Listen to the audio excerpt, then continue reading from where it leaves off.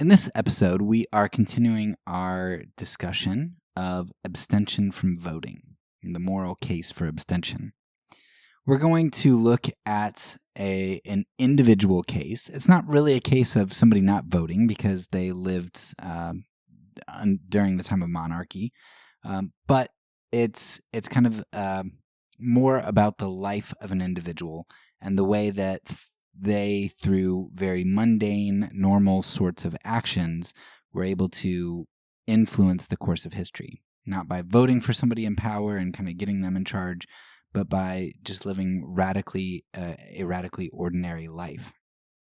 And the reason I wanted to introduce this here is because so far in the season, we have spent a lot of time kind of making a negative case, like a moral case against voting. And we've talked about which would mean that abstention is the morally right thing to do because you don't want to take on the evil. Talking about consequentialism and that. But now what we want to do is we want to kind of say, but that's not really all abstention is. Abstention isn't just about avoiding doing the evil. We also need a palette to talk about how we can produce the good as Christians. Does abstention mean passivity? Does it mean not doing good?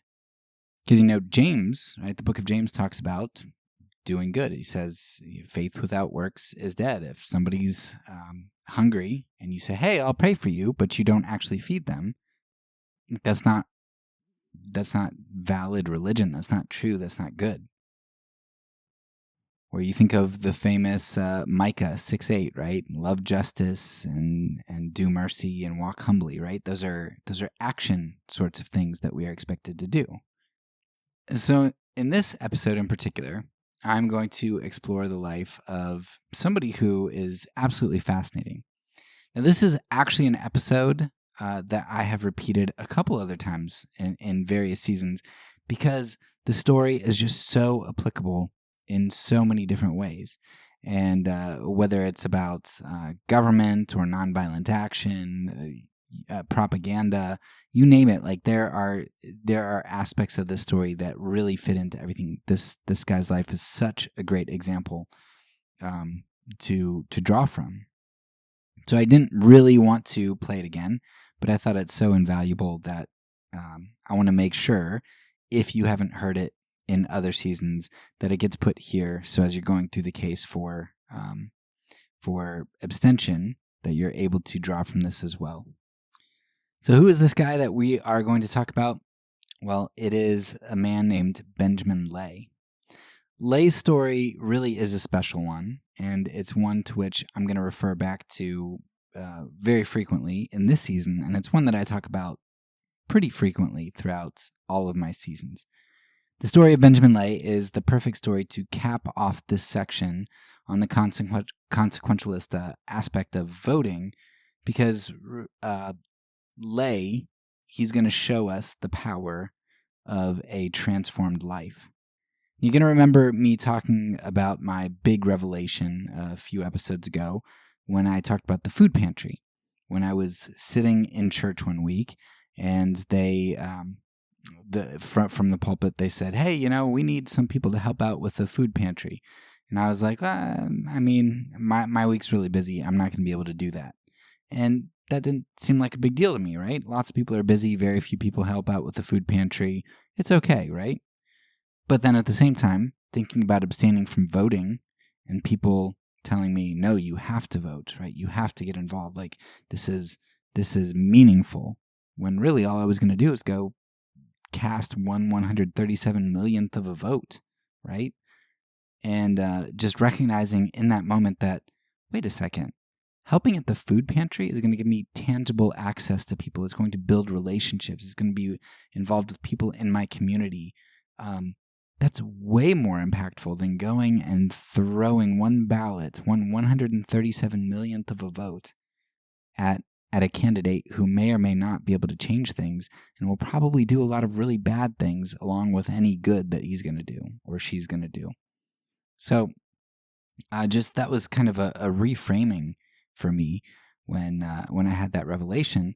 And then listening to Benjamin Lay's story, it's kind of just another example of a real life person who you can see, because his life is in the past, like you can see how he lived and the results of how he lived. And that's really hard for us, because a lot of times we say, well, if I do X, if I do this thing that I feel like is faithful, but it doesn't seem like it's as effective as what I really want to do, we can't see what's going to happen in the future. And what we need to do is we need to look at the examples of people who've gone before us and were faithful and see, hey, you know what? Sometimes it works out in ways that we just couldn't have imagined. These really simple, seemingly meaningless things end up working out in a way that we just couldn't envision. And that gives us hope in our faithfulness. Whether or not God uses that faithfulness to do something big or not, it does give us hope in our faithfulness that we can't control our circumstances, and our job is just to be faithful. Now, I recognize that there are a lot of times that we do give lip service to kind of this seemingly trivial sort of action. You think back to Nazi Germany, the favorite example of everybody, to think, would you hide Jews? Would you do this? Would you do that? And people are always saying, in Nazi Germany, I can't believe those neighbors didn't say something when their Jewish neighbors were being taken away. I can't believe they did nothing. All it would have taken is just a few good people to stand up and step out of line and resist. And then that Holocaust would not have happened. We give lip service to these seemingly small acts, yet we have a difficult time actually enacting those sorts of things and doing the simple, faithful things, even without being under the pressure that people were under Nazi Germany. What would I have done in Nazi Germany? What would you or I have done in the Jim Crow South, or in the South while slavery was still going on? We recognize individual actions are important, yet we often don't act that way in modernity. We think we would act differently in the past, yet we prove that we wouldn't act that way based on how we act in our unfaithfulness and our compromise with immorality today. I mean, what good would my trivial action do? What good would it be to go serve at the food pantry? What good is me boycotting unjust companies and unjust labor practices? What good is me living more frugally and avoiding the trap of materialism and opulence? It's really hard for us to see individual actions as important, because we are a society focused on the quick and the powerful. Get-rich-quick schemes, diet pills, credit cards, government legislation. They're all really all in the same sort of vein, right? Getting what I want, getting the big results now. They're a longing to obtain power, to obtain control with immediacy, quick and potent to produce that which we're seeking. But we know that the get-rich-quick schemes are generally scams, and they have unseen costs. Diet pills often don't work or may even be harmful. Credit cards tend to bring in insurmountable debt, and that ends up usually enslaving people. And government legislation makes injustices while wielding a violent sword. But when we're extremely overweight, taking those pills might seem like a chance worth taking.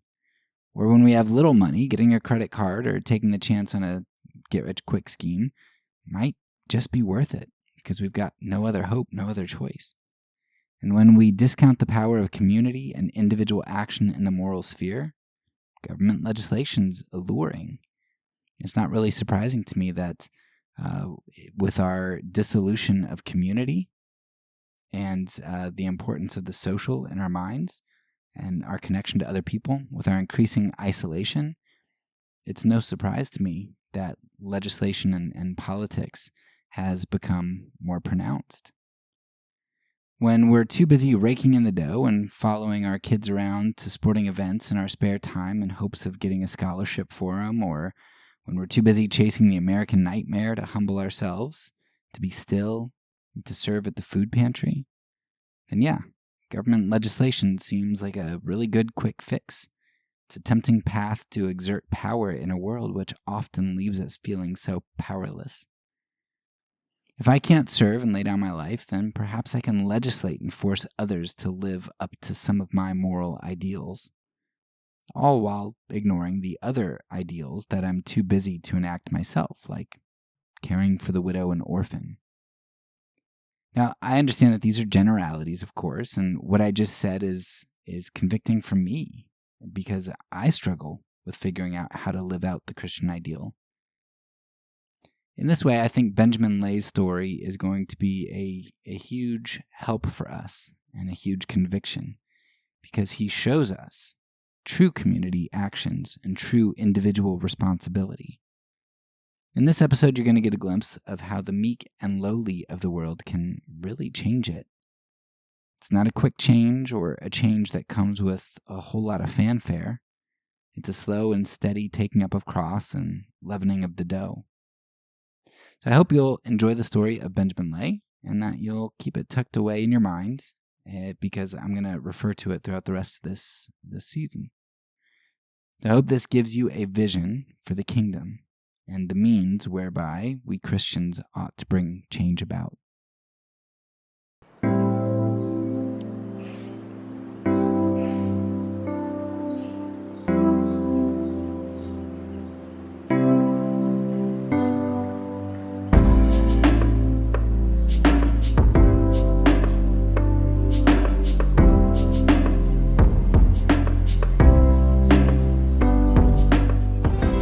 Welcome back to the Fourth Way Podcast. Today we have a special Juneteenth episode. For those of you who don't know, Juneteenth is celebrated as the day in which the last slaves in the United States learned of their emancipation in Texas in 1865. I decided that I wanted to do a special episode on nonviolence in relation to American slavery. Now, while I thought it would be best to highlight Black involvement in the nonviolent movement, I am not well-versed enough in that aspect yet to be able to speak knowledgeably. I've been doing a ton of reading from the Black community, like from Douglass, Booker T. Washington, Thurman, King. I mean, and then moderns like Jamar Tisby. So I've been reading a ton of books about Black history and from Black authors, but I haven't because I've been reading so much just to kind of catch up with things that I never read or knew about growing up because of my environment and the priorities that my community have. I have not dug into the nonviolent niche within the Black community, other than, of course, like in the civil rights era. And so I would want to do a lot more justice to that before I am able to speak about Black nonviolence throughout American history. So if you can excuse the fact that this episode is not going to feature Black nonviolent activists, hopefully you can understand my reasoning for that and wait for a future episode that is able to do that in the next few years, hopefully. As my reading list is already really long, so and if you have any good resources to shoot my way that would help me with this, I could definitely bump it to the top of my list because I would love to learn more about that. But instead, at the moment, I am going to actually take a look at the origins of abolition, particularly amongst the famous, maybe most famous, American nonviolent activists, which would be the Quakers. I'm aware that there were some abolitionist voices here and there throughout the centuries, even before the time that I'm going to talk about today. There are also very early humanitarian voices like De las Casas, who highlighted the egregious evils done against Native Americans. So I recognize that my starting point on abolition isn't perfect, or on humanitarian ideas. It's not perfect. But I think that today's episode is going to be a pretty good place to start. And I want to start by taking a look at the Quakers, and specifically at the life of a man named Benjamin Lay. For this episode, I'm going to be drawing heavily from a book entitled The Fearless Benjamin Lay, with the subtitle, The Quaker Dwarf Who Became the First Revolutionary Abolitionist. And I'm sure, I hope that the title has you intrigued already, because it caught me when I first saw it, I was like, I have to read that. So you should definitely pause this episode and go read that book. It's a relatively short book, and it's worth it. When you start delving into Christian pacifism, you'll be coming across the story after story of Quakers. You get Quaker stories in England, in the American colonies, and you even get Quakers coming into play when you don't really expect Quakers to be on the scene anymore. Like I remember when I was listening to Waging Nonviolence, or what's it called? Like City on a Hill. I forget. City of Refuge. Their podcast about André Tocquemé and La Chambon. And it was surprising to me that I was coming across Quakers from the United States who were trying to do things to save Jews in France. I'm like, man, Quakers are just like really connected. They're always caught up in like these great justice issues, like the Holocaust or slavery. For as small as the Quaker sect is, it seems that they've more often than not been at the forefront of courageously attacking the worst evils that the world has to enact at the moment.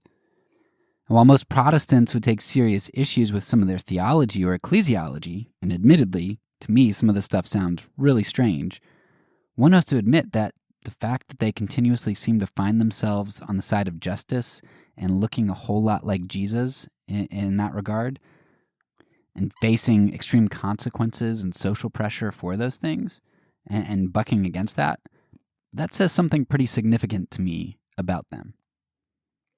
Conversely, it says something pretty damning about my group, that my group historically tends to find itself on the wrong end of a lot of these issues. Ideally, you'd mix word and deed, ideology with praxis, but it seems like a difficult thing to find a lot of times when you look through history and you look into modernity as well. So as I was researching Quakers, my impression of the Quakers was very different than what I discovered them to be.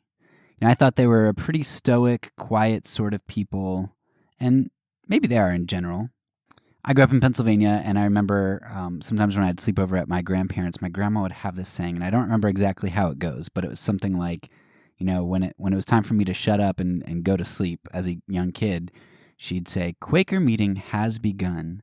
No laughing, no talking, no chewing of gum." And then it would continue on, something about like go to sleep. So my idea of Quakers was that they were a stoic bunch. But as I read more and more about them, I realized that they could also be quite a fiery bunch. And I suppose that makes sense if they were born in the civil unrest of 17th century England. They only really came around about the year 1650, and largely they grew out of the lower and lower middle class. While there were a number of anti-slavery individuals and known anti-slavery pushes within the Quaker community as early as 1688, and among some of the founders like Fox, it wasn't something that they were particularly known by at first. In fact, by the early 1700s, as you get into third-generation Quakers, you actually have a number of Quakers who have gotten pretty wealthy, especially in the colonies, and you have a decent number of Quaker slave owners. And even if one Quaker isn't a slave owner, chances are that someone who either has influence over them or someone with whom they associate is a slave owner. And of course, the slave owners tended to be the more wealthy, kind of for both reasons, right? If you're wealthy, you can afford slaves, but also the people who got slaves tended to become more wealthy because they're getting virtually free labor other than their initial investment. So the influential people within the Quaker community were wealthy and they had slaves. So to be somebody who speaks out against slavery would have social consequences, potentially. Nevertheless, one thing I appreciate about the Quaker community is that they tend to have a solid prophetic stream, meaning that even if the status quo kept silent about slavery, there's enough of a prophetic tradition to raise up someone who would be vocal against it. That's one thing I appreciate about the Quakers, which I think is lacking a lot of times in Protestantism, in part because we're so fragmented that we can just create new denominations when we have a problem. The Quakers seem to kind of hash things out and confront each other with things, which is something that ironically you find in nonviolent communities. You look at somebody like Hauerwas, and he talks constantly about the importance of confrontation and conflict, because that helps to resolve issues and work issues out and not allow sin to grow like yeast, spread like yeast. And so conflict and confrontation are very important aspects of a lot of nonviolent communities. And that's also a loving thing, to not let brothers and sisters not only diminish the light of Christ that you're sharing to the world, but also to not allow sin to reign within them because you care for their souls. So, at this time, when Quakers many have become wealthy and slave owners, enter prophetic Benjamin Lay. Now, Benjamin Lay was under 4 feet. He was a hunchback and a dwarf and a Quaker abolitionist. His early life as a sailor was particularly influential in convincing Lay about the horrors of slavery. He spoke with slaves from all over the globe, and he was horrified by how terribly they were treated. He was especially appalled at how the women were treated, hearing stories of how the trip across the Atlantic involved the captain and sailors keeping women in their quarters and raping them several times a day. And that's, with slavery, just like with the Holocaust, it's like the more I read, I feel like I know at the utter depravity that humans have. But then you hear stories and you're like, oh, yeah, that makes sense that the captain and sailors would rape women coming across the ocean. But man, I never really thought about that as being just another aspect of the horror of slavery. Something similar happened the other week when I was reading Night by Elie Wiesel, and he talked about how some of the boys in his camp ended up being better fed, the young boys being better fed than anyone else. And, you come to find out, well, that's because one of the commandants has an affinity for young boys, and so he uses them for sex in the Holocaust camps. And you're like, man, for as bad as the Holocaust is, the starvation, the sickness, the colds, the death, the separation, you just throw in being sexualized as a boy, being raped by a man over and over and over again throughout your stay. It's just one more horrible thing that you throw into the mix, that like your mind thinks that it's already maxed out the horror of such an event. But there's always more. There's always something that adds more complexity and evil to how terrible it was. And that's what, reading this and discovering what the captain and sailors did to slave women on the journey, that's what that did to me.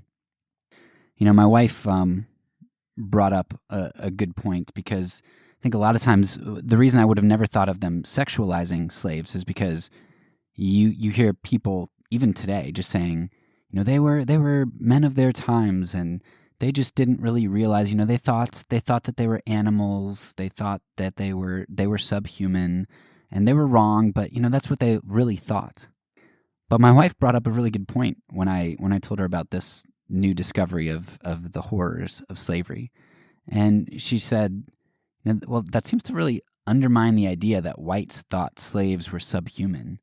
And because they back themselves into a corner here when they sexualize their slaves, because either the whites had to think that they were raping a human, which is horrendous and evil, and they know it, or they had to think that they were engaging in bestiality, which is despicable and evil and horrendous. So, like, what is it? Were you having sex with an animal? Is that what you thought? Or did you think that you were raping a human being? Like, what were you doing? And it just shows you that people were so screwed up, and there was no justification for these things. And that's something that Benjamin Lay saw. He's like, there is no justification. People in my time, we know better. And Lay discovered some other things. He discovered that the slaves so he worked with some slaves at times while he was on his ships, and he discovered that slaves in Muslim countries were often treated way better than slaves of Christians. And that just didn't comport for Lay. How is it possible that Christians aren't treating their slaves better? When Lay spent several years of his life living in Barbados, a place with approximately a 9-to-1 slave-to-white ratio, he made friends with a lot of slaves. And he and his wife who was also a hunchback dwarf named Sarah Lay, they would throw parties and they'd invite slaves to their parties, almost like a Saturnalia of sorts, but more frequently it seems. And the masters of their slaves often didn't want them to come, because you don't affect the hierarchy. Like, you don't want the slaves to feel this freedom, because especially with a 9-to-1 ratio, you need to keep the slaves under subjection and knowing their place. But through these parties and just because he treated slaves as human, Lay befriended this one slave who told him that he just couldn't take his master's weekly beatings, a Christian master at that. And eventually, not too long afterwards, the slave ended up committing suicide, and there was nothing that Lay could do about it. Now, Lay's firsthand experience, coupled with the stories he heard from slaves on his ships that he was working on, that convinced him that slavery had no place amongst Christians. Lay would spend the rest of his life fighting slavery, not at the legislative level, but at the level of the church. Now, Benjamin Lay was a really interesting guy, not just because of his unique physical appearance, but Lay also engaged in what the author of the book calls guerrilla theater. The craziest guerrilla theater that Lay did was when he hollowed out a book and he put a bladder filled with red liquid inside of it. He then, in the middle of a meeting, stood up and pronounced judgment on slaveholders, and he pierced the book with a knife, which the Quakers weren't supposed to have, or a sword, I guess. And he declared that judgment was coming on them if there was not repentance. Lay also did some other things that weren't guerrilla theater, but more of just, taking stands. Like, he would refuse to eat with slaveholders, or be served by slaves. If he was served by slaves, he'd pay the slaves, which subverted the hierarchy and the owners didn't like, made a statement against them. One of the boldest things that he did was he confronted a couple about their slaves, and he told them that it's horrendous what they were doing, that they were willing to separate families. And they ignored him, of course, and they dismissed him. But later, one day he found their child, a young child, I don't know how young, but, young, and he had the child come to his cave, of course, because the hunchback dwarf abolitionist Quaker guy lived in a cave, right? Where else would someone like that live? So she's just this super interesting guy. But he invites this boy to this cave where which was his house, and the boy spends all day there. Well, the parents, by the end of the day, they're looking frantically for him, and finally Benjamin's like, "Oh yeah, he's been in my cave all day. He's safe, he's fine." But he told the parents, "Now just a momentary feeling of the pain and anguish that you are causing to other human beings who are your slaves. Don't you forget that." So yeah, he did some pretty strange things and some pretty courageous, stupid, I don't know, depending on how you want to look at it. Did some pretty crazy things. But he was nothing if he wasn't consistent. He saw the justification of slaveholding as an outworking of greed for wealth. Because when you look at it, the original Quakers were lower or lower middle class, and Quakers were now becoming very wealthy. Benjamin didn't have much nice to say about wealth and greed, and as Benjamin would argue, and it seems to me the more I read it, the New Testament and the early church fathers don't have anything nice to say about that either. So the compromise of slavery was a natural result of what Lay identified as greed and the allure of wealth. It's a chicken and an egg thing. Slavery came because people are greedy and because wealth had a hold on their lives, not the other way around. Desire gives birth to sin. And of course, the Quaker assemblies that Lay assaulted were run by none other than the most wealthy, who in turn were slaveholders. And these slaveholders gained their position because of their wealth, in part because, right, that gives you a lot of influence and you can give people things, and it's comfortable for people to treat the wealthy nice and to give them influence. And nobody wanted to offend them because they would eat at their houses and they would benefit from them. So these individuals, these slaveholders, kept their positions because of the cowardice of people and the greed of people below them. It was easier to justify greed and slavery than it was to confront it and lose one's comfort and the influence of the most powerful in society. But Lay didn't let that get to him because he lived a consistent life that shunned wealth and greed, and so he wasn't influenced by those things. He wasn't compromised by them, and he could speak truth to power because he didn't grasp at that power. So in this throwing off of the grasping of power, Lay ended up spending the last third of his life living in a cave. He consumed pretty much only what he grew himself. He made his own clothes, and he lived an extremely, extremely simple life. And when he did die, he ended up bequeathing the money that he had earned early on in life and just not spent because he had no needs. He bequeathed that to the poor in the congregation and the community. And also, he gave it to people who spent much of their lives attacking him as an eccentric. Some of the people who threw him out of meetings, not the people he identified as greedy, but just some of the regular people who he just had run-ins with, or who enforced the congregation's decision to throw him out. He ended up bequeathing them money as well. So that kind of gives you an idea of the character of Lay.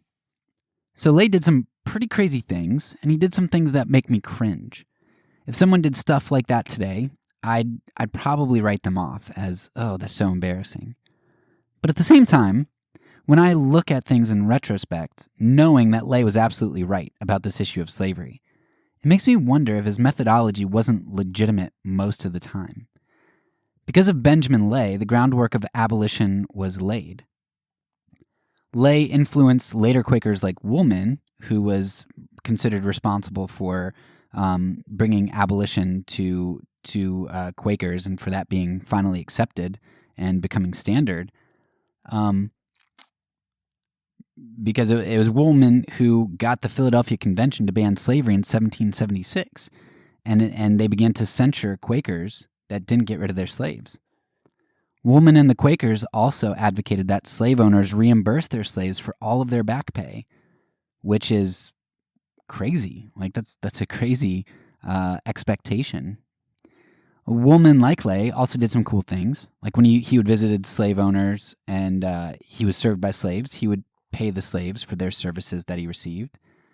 And that way he sent a message to the slave owners as well as to treating slaves with dignity.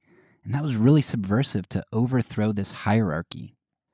But Benjamin Lay didn't just influence Quakers like Woolman. He also rubbed shoulders with people like Benjamin Franklin, the man who published Lay's infamous book, All Slave Keepers Apostates, which is probably the most influential anti-slavery book ever for the abolition movement. It influenced the future abolition books and thinkers. He influenced the likes of famous patriot Benjamin Rush and thinkers like Voltaire. Lay was hugely influential in birthing and growing the abolition movement of the next generation. So I don't know. It makes me wonder if we are just cowards and this Old Testament prophetic sort of witness stuff is good. And I just don't have a strong enough conviction to proclaim the truth as Lay did. I'm too comfortable, and I rub shoulders with the people who I need to call out, or maybe I'm one of the people that needs to be called out. Or was Lay right in ideology but wrong in his methodology? Is what he did too uncouth? Is that not winsome? Regardless of how you look at it, I do think Lay did one thing right. His attack wasn't on legislation. He was calling out the community, which claimed to be the light of Christ. That's who he was pointing fingers at. He was calling for Christian consistency. And it's interesting that as the Quakers came around to abolition, officially ending it in 1776, 30 years before Britain's first move to end it, and 60 years before Britain completely abolished it in the empire, It's interesting that their indirect influence on others seemed to be a contributing factor in abolition's rise. So by Benjamin purifying the church, I don't know if you can directly link it, but it seems like the purification of the Quakers actually ended up rubbing off on the broader community. As the Quakers began to live out abolition consistently, it helped to change the culture around them as they rubbed shoulders with others and influenced others. Now, as far as this episode goes, I'm not going to go into a ton more detail on Benjamin Lay. I highly recommend the book The Fearless Benjamin Lay to fill in more details if you'd like. You can find it on Scribd as an audio or digital book. I haven't gotten to Lay's book, All Slave Keepers Apostates, but I hope to do that one day as well, and you can find it on Kindle for 99 cents. So I have it ready to go when I get around to it, but it'll probably be a while. Instead of going into Lay's life, which the book will be better for you anyway, what I do want to do in this episode is make some observations that tie in a lot of what we've discussed throughout the season on nonviolent action, as well as to set up our final 2 episodes in the season. So let's make some observations here. First, this story of Benjamin Lay helps me to see the importance of a willingness to self-sacrifice. Benjamin Lay was a voice in the wilderness. He took a lot of hits for preaching the right thing. Now, we could say that he took the biggest hits for being so forceful in the way that he proclaimed the message, but then we have to ask in what other way a message of such importance could have been proclaimed. I mean, you're talking about keeping people in bondage, raping them, selling their families and splitting them up, beating them. Like, in what other way was this message to be proclaimed? To the deaf. How do you do it other than yell? This problem of slavery was ever before the colonies. Everything one touched, visiting church members who owned slaves, going to the docks, eating sugar. No matter what you touched, slavery was everywhere. If a culture is so numb to such an egregious evil, maybe what Benjamin did was the only sane and moral thing to do. But then, of course, that makes me evaluate my life and our current issues. Should I be more vocal, even seemingly crazy, about certain egregious injustices? I'm becoming more and more convinced that God calls me to less and less cowardice, but I still struggle figuring out where the line is between winsome courage and insane fanaticism. I don't know. Something to ponder. Number 2, the issue of prophetic witness leads to a second point. It's impossible for us to be prophetic witnesses, at least effective ones, if our lives aren't consistent. Lay realized that he couldn't possibly make the extreme calls he made on the lives of others if he benefited from slavery himself. If he dined with slavers and was served by slaves without paying them, or if he used the goods that were products of slavery, like sugar, which he saw produced en masse by slaves in Barbados, then how could he preach against the ills of slavery when he benefited from it? It's easy not to own slaves, but it's a whole lot harder to not be tainted by a system that makes our lives easier and more comfortable, whether that is direct comfort of products that we purchase or the indirect comfort of refusing to socially ostracize oneself from the wealthier and more influential who are engaged in slavery. Either way, it all boils down to greed. I want to be connected to power, or I want cheaper goods, or I don't want to stop enjoying sugar, right? And Benjamin saw that firsthand. Greed made you complicit with the system. In small ways or big ways, it doesn't matter. As Solzhenitsyn talked about the importance of small truths, stripping away the facade of evil, it doesn't matter whether you're complicit in small truths or small lies or big lies. It's all part of one big system of violence. And so Lay withdrew from that system of violence so he could preach consistently. I think part of the reason it's hard for me to be a prophetic witness about injustices today is because I'm too selfish to bring myself to disconnect from the indirect benefits I gain from that injustice or from going along with an unjust system. I'm too comfortable. And it's hard to be so prophetic because I know that I'm a hypocrite and I'm complicit in the system myself. And I think point number 2 rears its head in a different way that I'll make my third point. Where you fail to see prophetic witness, you tend to see complicity with injustice to some degree. And where you see someone engaged in open injustice, you tend to see a network of sin. The roots always go deeper than the surface shows. And you see this in the story of Benjamin Lay in that he identified greed and a lust for wealth as a growing problem in the Quaker community. Quakers had once been simple people, but now many were accruing great wealth and using that to gain influence. Lay realized that the acceptance of slavery wasn't just some moral compromise that came out of the blue. It ended up being justified and perpetuated because of a network of sin, with greed at its center. Riches are often an indicator in the Old and New Testament that something is morally amiss. It may not be inherently wrong to have wealth, but the Bible and the early church show us that Christians should consider it a very hot potato and try to get rid of that pretty fast. If we hold on to it for too long, we'll inevitably get burned. I was listening to a podcast a few months ago, and the individual on the podcast made a statement that resonated significantly with me, and I've mentioned it in previous episodes. But he said that he did work in like slums overseas with his family, and he's like, working with those organizations and working with the poor, you tend to get people who don't go in as pacifists who end up coming out as pacifists because they see the great amount of violence that is done primarily to the poor. Violence is generally done against the poor because they don't have access to the system, but also because the people who are wealthy, by and large, have greed at the center, and because when you have a sin, you have a network of sins. When you see greed, you will get other sins. And violence tends to kind of come out of greed at some point, whether that's violence directly harming somebody or whether that's the violence of creating systems that oppress.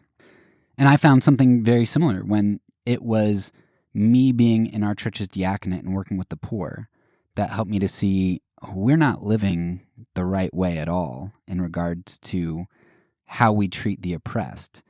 And when I went back to see Jesus' words in the Beatitudes, and I started to realize that I think Jesus is more radical than we've made him out to be because we've made him out to be like us, then I was able to reevaluate all of his words, including the nonviolence and enemy love. I'll link a great article about the embezzlement of the church, which talks about the early church and their view on poverty and stuff. I'll post that in the show notes, and I could go on and on about this topic, and I think I'm going to have a season on this, on poverty and such at one point. But for now, go ahead and read that article, and I'll just drop this concept here and not go down that rabbit trail anymore. But anyway, it's interesting how at the end of Lay's life, when some of the main culprits that he pointed out for their greed and for slavery, when they ended up dying, he found out that their greed and power-mongering, in all of that, they'd actually engaged in other moral issues like embezzlement of government funds. So Lay's observation and critique that, look, when you see something like slavery and that's justified, you keep digging. There are roots all over the place, and you're not just going to find one problem. You're going to find a network of problems, and that's part of what Lay was trying to get rid of when he lived a simple life. He recognized how one thing leads to another. But that's not how most of us see it, right? We see wealth and therefore influence, and we give those people leadership positions, which you see in churches all the time. It's a certain type of person that gets leadership, which it isn't bad that people of a certain type, like businessmen type, get leadership, but you just don't see like early church types of things where you have fishermen and poor people in leadership at all. It just doesn't happen. Lay recognized that as a problem. And I would even say in the 2020 election when Piper came out with an article against Trump, or at least saying, hey, look, pride's a big deal too. Our Christian community couldn't grasp that concept of this network of sins. And they just kind of looked for a 1-to-1 ratio and saying, well, abortion is absolutely terrible. And now you're talking to me about this kind of esoteric pride thing that, everybody has pride. What's the big deal? But, the point is, I just read an article about President Trump, because this is almost Thanksgiving 2020, when I'm recording this. But President Trump just, was trying to consider bombing Iran because Iran now has more nuclear, it's amassed more nuclear, not weapons, but material. And he's like, hey, can we bomb them before I leave office? And it's like, he backed out of a nuclear deal. So Iran starts to, they're not held accountable for that anymore. So they start doing what they were going to do. And now he's considering bombing them. And it's like, your pride knows no bounds. Like in order to look tough on something, or in order to accomplish everything that you said you wanted to accomplish, or whatnot, the things that you're willing to say and do in order to look good, like not denounce Saudi Arabia for chopping up a journalist because they make you a lot of money and it'll make you look better to have all that money, and because they're whatever. Like pride, just, you're going to find a network of sins, and pride is one of the biggest issues that you're going to see in something like the Book of Proverbs about rulers and stuff. So this network of sins idea is very huge. It's like an iceberg. You're only going to see something. And Benjamin recognized this. Like when I see the issue of slavery, I bet as you uncover more and more of somebody's life, you're going to find a lot of really big problems. And that at least worked out with the individuals that Benjamin was critiquing. All right, number 4. I love getting a glimpse of Lay's work in the church. My impression was that Lay wasn't really trying to go outside of the church at all, though I don't know that 100%. It didn't really talk about pursuing legislation. I don't know if Lay would have been opposed to that. But Lay seemed to realize that the primary issue was getting his community, the church, to live lives of purity and consistency, which they eventually did by and large. Now, it's amazing to see how rather than leave the Quaker community when they tried to push him out, he fought to stay in it. He loved the majority of the people who were against them and repented where he needed to, but he kept pushing where he needed to as well. You see a community that continued to wrestle with each other, to censure each other where they felt they needed to, and to repent. It's a beautiful picture of what the church ought to be rather than the denominational consumerist framework that we have today in many Protestant denominations. It was by purifying the Quaker movement that they were able to be a voice and a framework for the abolition movement that came after them. In the same year and in the same city that the Declaration of Independence was signed by a group that ended up writing slavery into the new nation they would form, the Quakers, in the same city, same year, wrote slavery out of their presence.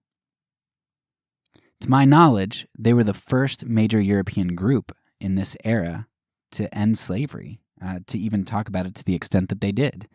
And that set some precedents and influenced future abolitionists.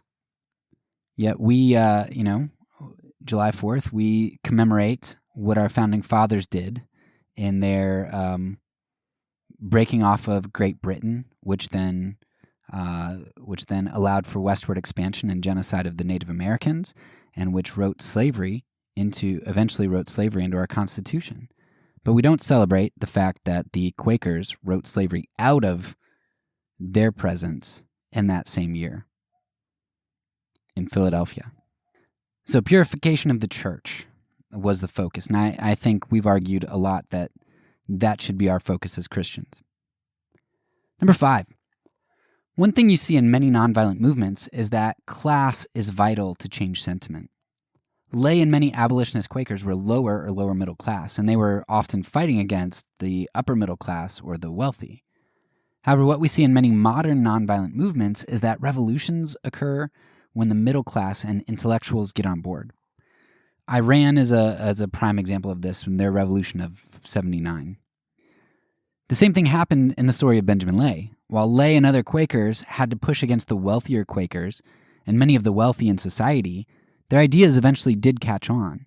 But it was only when men like Wilberforce and Voltaire, more well-to-do men or intellectuals, when they came on board, that things really started to change for abolition.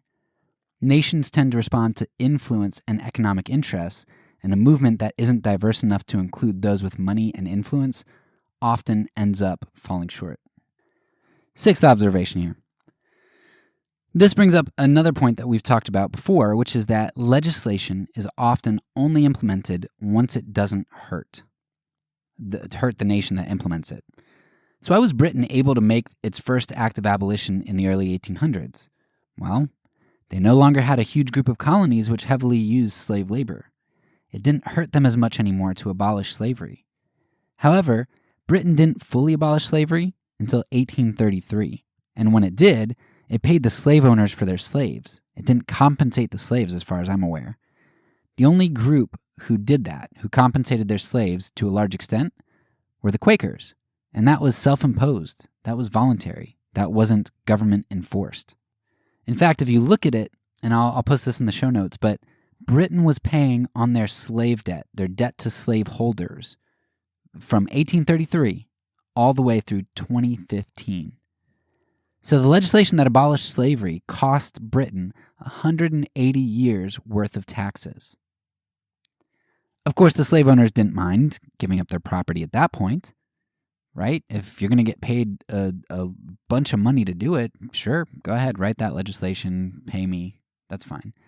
That legislation was hugely lucrative to them.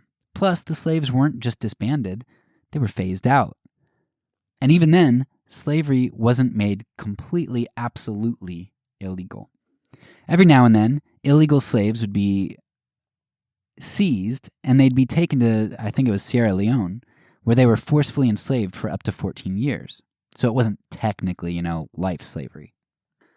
Well, one of the leaders of Sierra Leone, he was, appalled by this, and he was given governorship of that district. I don't know, part of the empire for Britain, and he balked at the fact that they kept getting shipments of slaves in, and he was promptly dismissed by none other than William Wilberforce, the great abolitionist.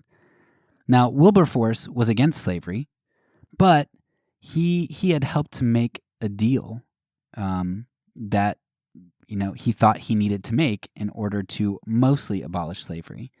And so when this guy came into Sierra Leone and tried to upset that system, that deal that Wilberforce had made, Wilberforce was like, nah, we got to keep slavery around in this small way, so that I can keep my word about slavery. About not completely ending it, but allowing the people of Sierra Leone to continue to profit off of it.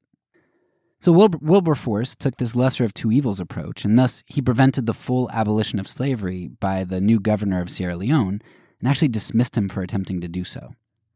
So even the full abolition of slavery is way more complex, and there's a lot more to go into with people like Wilberforce and assessing their actions and such. Now, at the same time, the colonies went full force into slavery. It was too lucrative to give up. It may have even been a part of what drove them to rebellion. I don't know. We know westward expansion was one reason they wanted independence, and perhaps they knew that abolition was coming down the pipes as well. Who knows? But as it was with Britain, so it was with the States. Slavery was only abolished once it was already going out of style, and it was more lucrative to do so. And we addressed that in our CRT episode last season. Now, it doesn't mean I'm not happy that legislation was eventually put in place.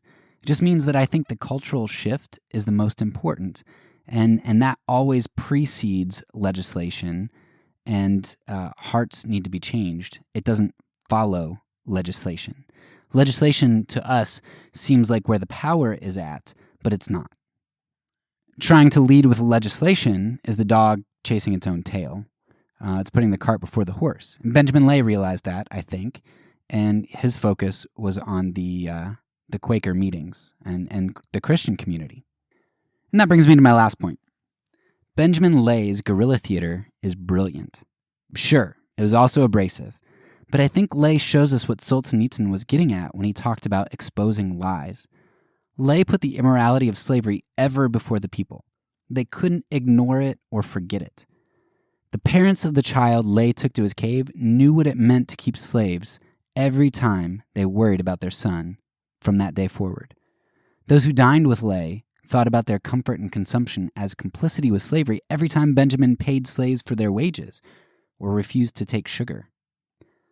While these seem like very small steps, Benjamin Lay was able to bring the evil of slavery to the forefront of everyone's mind through his demonstrations. He shined light on the darkness.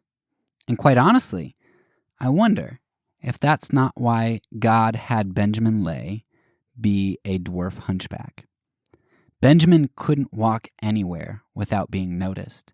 And when he did his antics, you couldn't erase that out of your mind. And because his life was so centered on abolition, when you did think of Lay, or when you did see him, slavery was going to be the first thing that would have come to anyone's mind. One couldn't get the image of Benjamin out of their minds, and in some ways, his twisted figure was a perfect reminder of the twisted evil of the slavery he preached against so vehemently. Benjamin himself was maybe the best object lesson, a walking object lesson of slavery and abolition. Lay helps to encourage me to understand the importance of speaking truth, even small truths, or big truths in small ways. Daily unmasking lies is the greatest nonviolent action we can all participate in. It is through the life of Benjamin Lay that so many others realized the truth, and within a generation were changing public sentiment and national policy against slavery. Go read The Fearless Benjamin Lay and thank God that he uses people like him to do great things. And this Juneteenth, recognize that one of the main reasons Quakers were so prominent in rescuing runaway slaves and joining in the abolition movement, and why the world's sentiment shifted against slavery, is because of a dwarf hunchback Quaker abolitionist named Benjamin Lay. That's all for now. So peace, and because I'm a pacifist, when I say it, I mean it.